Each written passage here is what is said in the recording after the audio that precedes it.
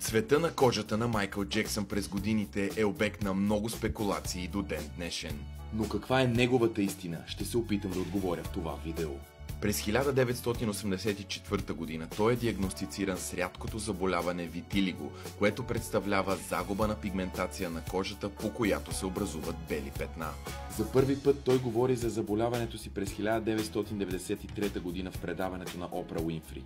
I have a skin disorder that destroys the pigmentation of the skin. It's something that I cannot help.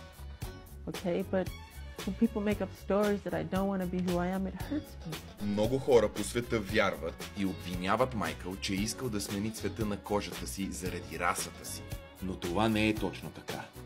В ранните си години може да се забележи, че той използвал тежък грим, с който да прикрие петната по тялото си. В голяма част от своята кариера Майкъл винаги е носил дрехи, покриващи цялото му тяло. Тъй като заболяването е прогресивно и петната нарастват, за него ставало все по-трудно петната да бъдат прикрити. По тази причина дерматологът му посъветвал Майкъл да опита с обратния ефект, като избели тъмната част, за да изравни разликите. По думите му, Майкъл винаги е бил горд, че е афроамериканец. I'm a black American.